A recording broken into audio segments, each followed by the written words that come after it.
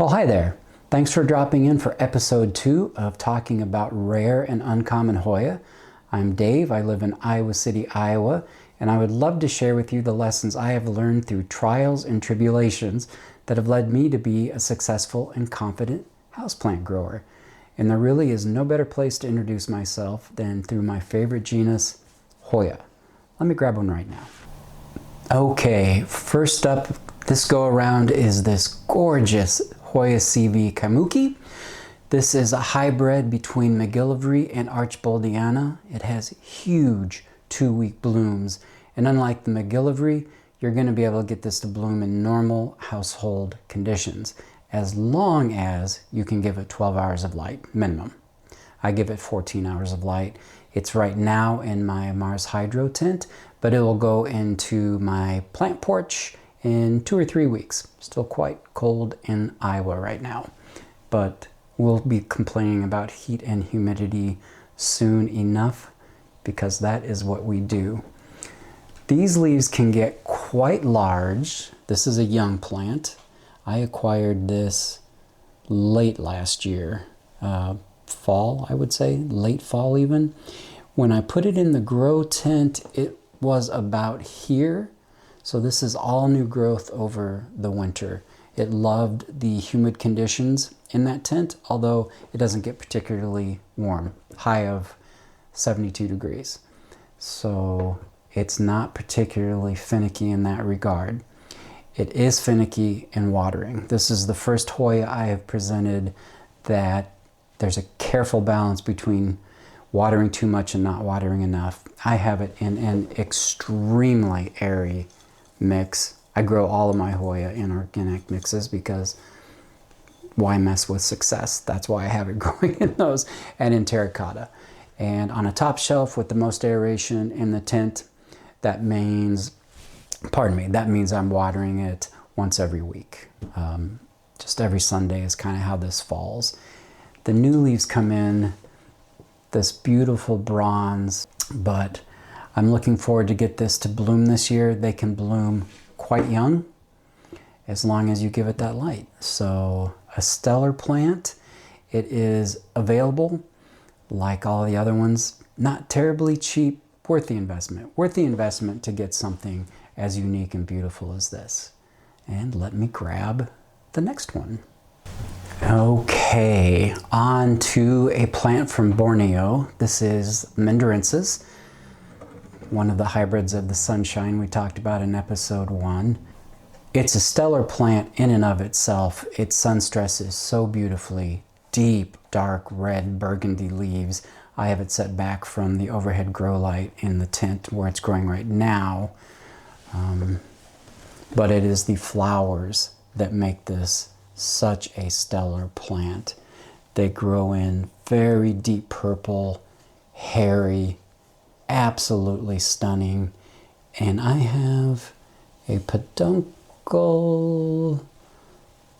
somewhere on here. I was hoping to be able to video this in bloom. It is not meant to be, but that's okay. There's plenty of footage of that available. This is the trickiest of all the Hoya I have presented so far because it wants to stay essentially evenly moistish, but not too moist or it will completely rot out. And I know that Doug Chamberlain of Vermont Hoyas struggled with that issue. He is a self-admitted overwaterer. That will not help this plant at all. So if you have some experience overwatering plants, you may know how to hold back on this one. I keep it in a normally arid, I keep this in a normally arid mix, and it's doing just fine for me. I have not had any root rot issues. I do have some props of this going. They start immediately growing, vining, leafing, sun stressing, everything. They look just great. For the life of me, I cannot remember why I started those props, if I broke off a vine or I just don't know, but I am going to have some for sale this spring and they look great. Wonderful plant to have in the collection. Again, beautiful when it's sun stressed, but when the flower comes, oh boy, What a treat. Let me get the next one. All right, and here's one that really does need the Tom Cruise prop box. This is Hoya verstegi, and this was named after the ship's doctor when this was discovered in Western New Guinea in 1913. This is a very unique Hoya in that it has these undulated leaves, which are just absolutely beautiful. This is obviously a new plant for me. I've got it, I don't know, a couple of months ago from my friend Kim at Crazy Plant Gal. It also has one of the most unique flowers you have ever seen on a Hoya. It's a very long tube. There's a complicated word for it. I won't even try to pronounce it. I will put it on the screen though, and you can have some fun with that. This one is growing in, of course, my Mars Hydro tent. I don't think I've mentioned until right now the humidity level in there. Overnight it's about 92%. During the day it drops to about 86%. So when the LED lights kick on and heats it up a little, it drops the humidity down a bit. So it's not like a sealed cabinet where you're getting nearly 100%. I saw Sydney Plant Guy's IKEA cabinet is at 99.9% humidity, which I don't believe I have any plant that needs that. While we're on the topic of that though, without exception, and I have a lot of Hoya in my Mars Hydro tent, all of them have done better with the humidity, even when I'm keeping them in relatively humid conditions like I do on my plant porch. If I need some growth out of a plant, put it in the tent, expose it to that humidity with virtually identical light and airflow, they start growing like crazy. And the only thing I can attribute that to is the increase of steady humidity. So at any rate, my 2 cents on that. Too soon to say how long this is gonna take to grow up into a full plant. These leaves get very large. It is a very impressive plant. It is not easy to find and it is not cheap.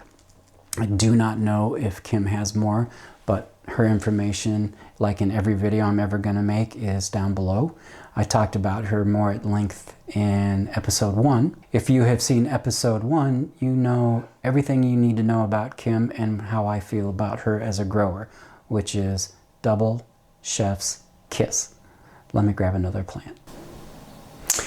Okay, and for my penultimate pick, actually for the last 2 picks, I'm going to present 2 Hoya that are uncommon only in the sense that I don't see them being talked about on YouTube. I don't see people on the socials having them in their collection. They're readily available. That doesn't mean they're real inexpensive, but again, I think it's worth the investment to get a plant that's unique and beautiful rather than just another fill in the blank that everyone else has.